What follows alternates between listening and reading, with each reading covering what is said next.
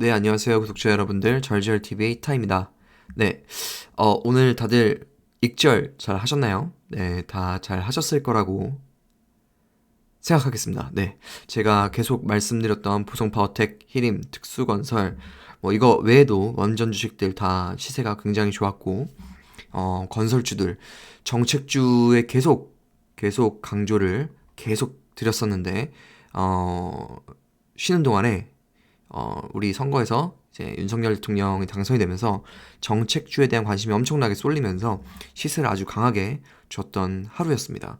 그래서 일단 전체적으로 보면은 보성파워텍 제가 원전 무조건 사야 된다. 그리고 빠지면 더 사더라도 일단 일부는 가지고 있어야 되고 그 중에서 대장은 보성파워텍이다 라고 말씀을 드렸었는데 시가 14%, 고가 27%, 네, 거의 상한가 근처까지 갔었죠. 7,500원까지. 이외에도 두산중공업도 거의 시가 8%, 우진도 8, 9% 정도까지 이제 올랐었고, 일진파워도 18%까지 올랐었고, 하여튼 제가 계속 말씀드렸던 종목이 특히 더 좋은 시세를 내주면서, 아주 익절하기에 굉장히 좋은, 하루였습니다. 또 건설 같은 경우에도 GS건설, 현대건설, 물론 이제 저는 조금 큰 주식들은 조금 애매하게 말씀을 좀 드렸지만 어쨌든 대우건설도 올랐고 계룡건설 올랐고 히림도 제가 살 구간이라고 말씀드렸었죠. 네. 중간에 25%까지 올랐었습니다. 거의 10,000원 근처까지 갔었고 삼부토건은 말씀은 안 드렸었지만 저는 개인적으로 좀 가지고 있었거든요. 그래서 삼부토건 같은 경우에도 되게 잘 익절할 수 있었고 하여튼 건설주들 지금 다 보세요. 지금 뭐 뭘 골라도 먹습니다. 자, 건자재도 말씀드렸었죠. 계속 성신양에도 말씀드렸고 한샘도 말씀드렸고 건설, 건자재, 네, 감리업체인 히림, 원전 이렇게 정책주에 집중을 했었는데 오늘 엄청난 시세를 보여줬습니다. 우리 구독자 여러분들 꼭 잘 익절하셨을 거라 잘 드셨을 거라고 생각되는데 기쁨을 나눌 수 있어서 너무 좋습니다. 네. 그리고 또 저희 그 쉬는 동안에 글로벌 평화빔이 딱 이제 쏴줬죠. 그래서 제가 어제 방송에서 나토를 굳이 이제 가입하지 않겠다 이런 얘기를 했었는데 닥스가 그러니까 독일이 한 8.5% 정도 선물 기준으로 그렇게 올랐었고요. 그리고 나스닥도 한 3.5%. 그래서 전체적으로 그 큰 리스크, 큰 어떤 그 매크로적인 이슈가 좀 해결이 되는 모습을 보이면서 지수 단에서는 큰 상승이 나왔습니다. 네. 그래서 이제 이게 이제 큰 어제와 오늘의 그 시장을 지배했던 이슈라고 보시면 되고, 그래서 이거 어떻게 했냐 이거 말씀을 좀 드릴게요. 일단 결론부터 말씀드리면 저는 원전 다 팔았습니다. 이제. 네.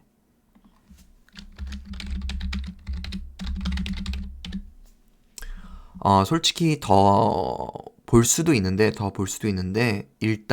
일단은 챙기는 구간이라고 생각합니다. 네. 제가 원전을 정말 제가 원전 무세였잖아요. 원전 무세. 맨날 원전만 얘기해가지고 막 형들이 맨날 원전 무세라고 놀렸는데 어쨌든 이제야 사람들이 보기 시작합니다. 자, 이런 기사 나오죠.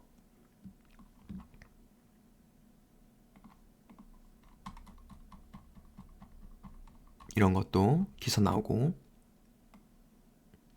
제가 성렬이형 공약 해가지고 건설하고 원전 계속 말씀드렸는데 이제 사람들이 관심을 갖고 이제 진짜 원전 되겠구나 이런 얘기를 하면은 일단은 기대감이 많이 반영되는 그런 구간이라 생각이 되고 윤석열 후보가 당선이 된 이상 단기적으로 정책주에 대한 이슈, 특히 원전이 일단 첫 번째로 이슈를 받았었던 섹터이기 때문에 일단은 챙기고 가는 게 맞다라는 판단을 해서 전부 매도를 했습니다. 그래서 보성파워텍 같은 경우에는 시가에서 반 그리고 7,000원 넘으면서 한 7,000원 1, 200원쯤 반 이렇게 해서 전부 매도를 했고요. 두산중공업 같은 경우에는 무거운 주식이니까 항상 이런 거는 시가로 한 8% 이상 뜨면 그냥 파는 거죠. 네. 그리고 또 이렇게 고가 근처니까 저 전고점에서 파는 거 좋아하니까 이런 거 다 이제 익절했고 한국전력 같은 경우에도 다 매도했습니다. 시가로 거의. 그래서 아침에 시세가 이렇게 대형주에서 뭐 한 7, 8% 떠서 시작하면은 다 일단은 매도하는 게 마음이 좀 편하죠. 네. 그래서 일단 다 팔았고, 언제 봐야 되냐, 언제 다시 봐야 되냐 하면은 기술적으로 이제 좀 봐야 될 것 같아요. 네, 일단 이격이 너무 많이 벌어졌고, 역시나, 대장 위주로 보는 게 좋습니다. 지금 보시면 이게 제가 이제 팔려고 이제, 그어놨던 그 저항인데, 네, 요 정도. 7,000원이죠, 딱. 네. 그래서 요 정도 자리에서 한번 파는 게 맞다라고 생각해서, 시가에서 반, 요쯤에서 반, 이렇게 정리했습니다. 네. 어디서 사야 될까 하면은 일단 이격이 너무 많이 벌어졌기 때문에 이 이평선들에 대한 이격을 좀 줄이는 그런 구간들을 좀 보면서 대응을 해야 될 것 같아요. 대장을 중심으로. 네. 건설주들로 얘기를 넘어갈게요. 일단은 보성파 같은 건 그렇게 보고 이격이 좀 줄어들 때 다시 좀 보면서 매매를 하는 게 적당해 보입니다. 일단은 시세는 단기적으로 거의 2배 정도를 줬기 때문에 네. 일단 매도 의견으로 말씀드리겠습니다. 히림 같은 경우에도 계속 이슈가 있을 수 있어요. 이슈가 있을 수 있고, 이거는 중간에 저는 되게 오늘 매매를 되게 많이 했던 종목입니다.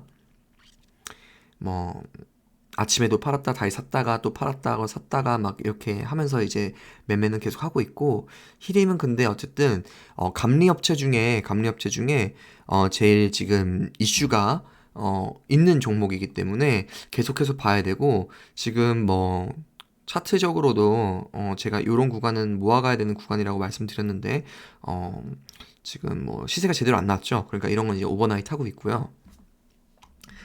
이제 건설주 같은 경우에도 보시면은 뭐 GS건설 같은 경우에는 뭐 선물로는 저는 오늘 트레이딩은 하긴 했습니다만은 오버나잇은 안 했습니다.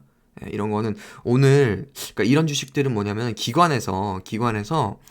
어 기관이나 외국인들이 이제 할 수밖에 없는 종목이잖아요. 사실 대형주는.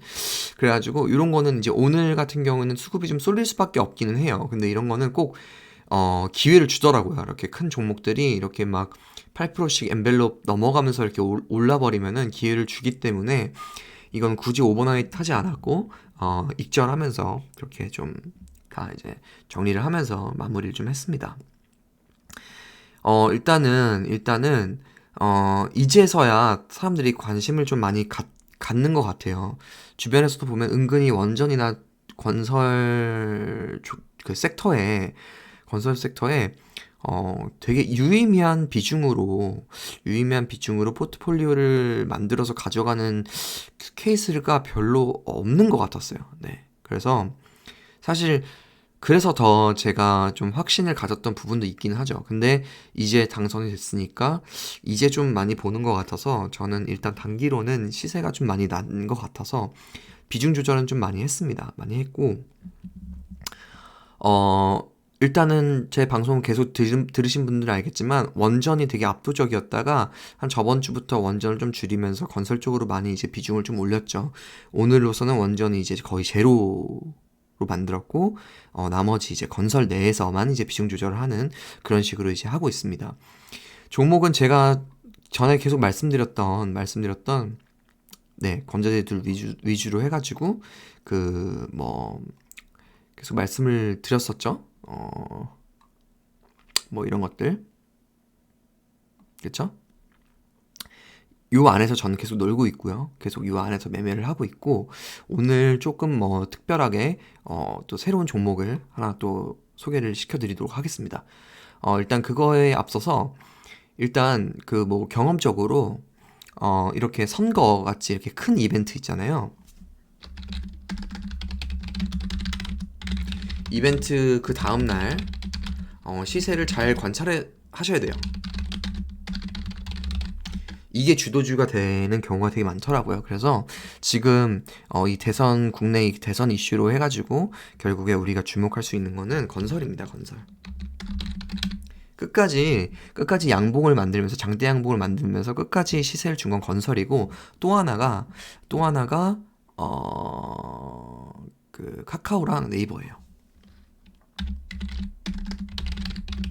근데 카카오 네이버는 오늘 엄청 많이 올랐는데 이것도 물론 이제 규제가 이제 뭐 깨지는 거, 규제 철폐 때문에 이제 눌려왔던 게 이제 다시 해소된다, 리스크 해소된다 하면서 오른 건데, 이건 제가 생각을 좀 더 좀 해봐야 될 것 같아요. 아까 제이님이랑도 되게 얘기를 많이 했는데, 이거는 전 정권의 어떻게 보면 최대의 수혜주였기 때문에, 이게 과연, 이번 정권에도 주도주가 될 수 있을까에 대해서는 전 되게 좀, 그건 좀 아닌 것 같다는 생각을 하거든요. 기술적으로도 지금 저항의 어떤 구간에 있고, 그래서 저는 이거는 매매는 안 했습니다, 오늘.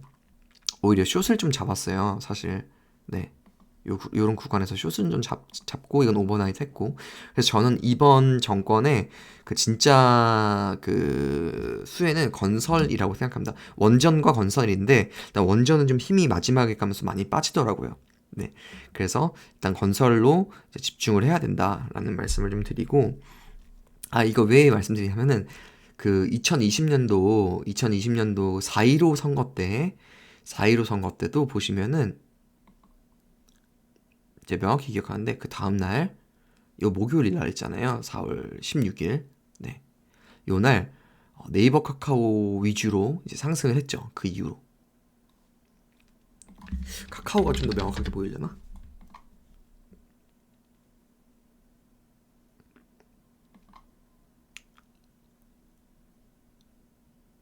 네.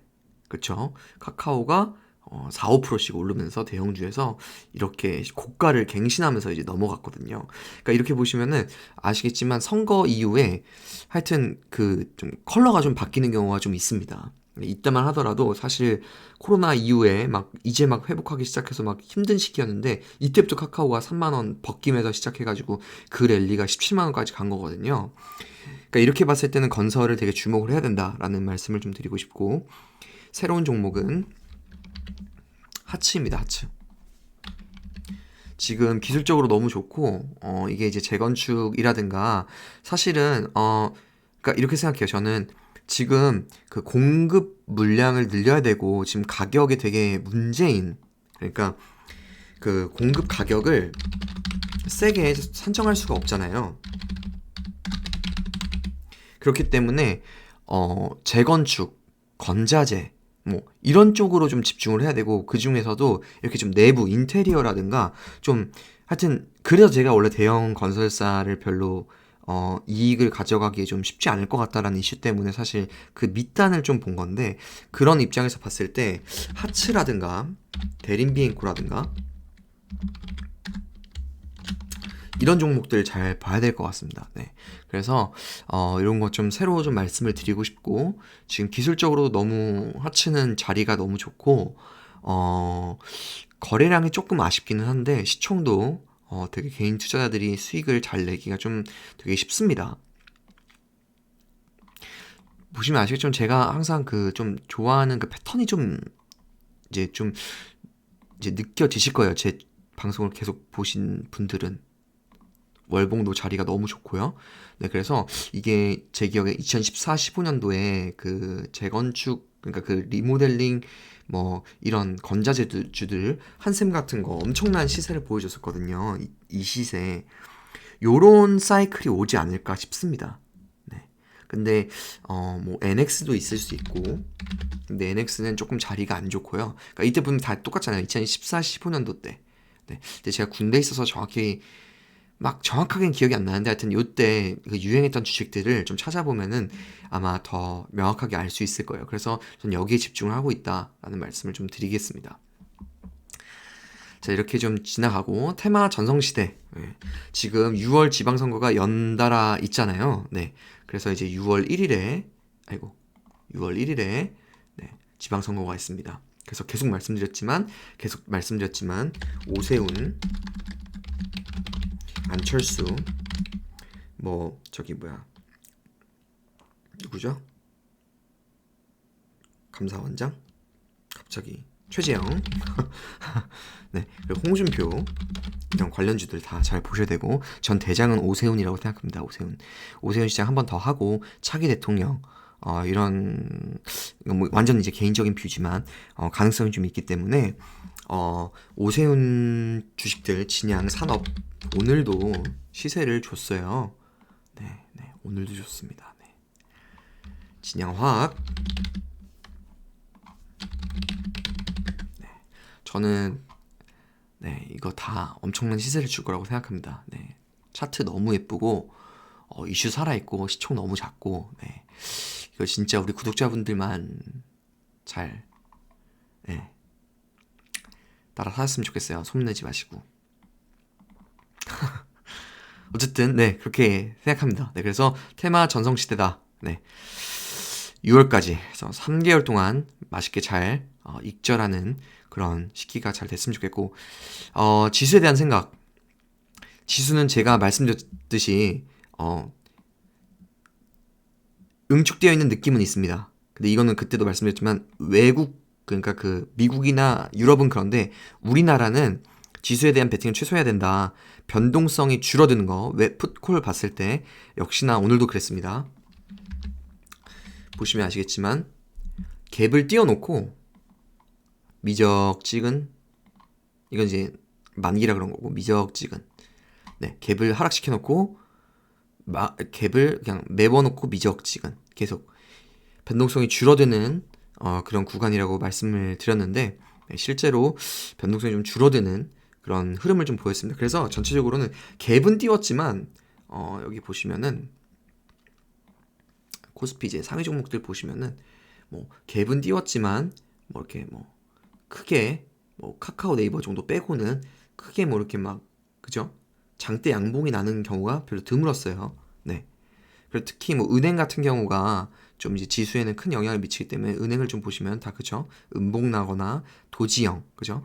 이런 거 보면은 변동성이 줄어드는 장세다. 하지만 다음 월물은 좀 다를 수 있습니다. 이제 오늘로서 만기가 끝났기 때문에 다음 월물은 조금 변화가 될 수 있어요. 그래서 근데 저는 어쨌든 계속 말씀드렸던 요 박스권의 뷰를 유지하도록 하겠습니다. 2800, 2600 요 사이를 왔다 갔다 하는, 이렇게 말씀을 드리겠습니다. 그렇습니다. 그래서 원래라면은 이렇게 할 수 있었는데 우리나라는 지금 풋콜 외인 그 만기 청산하는 거 이슈 때문에 오늘은 다른 지수들보다는 시세가 덜 났다. 그러니까 덜 빠지고 덜 오르고 이런 장이라 보시면 될 것 같고, CJ 플래시웨이 같은 거는 좀 보셔야 될 것 같아요. 금방 이렇게 말아 올리는 모습 보여주니까 CJ 프레시웨이, 제주 맥주 이런 거. 지금 인플레이션 관련해서는 철강은 좀 약하고요.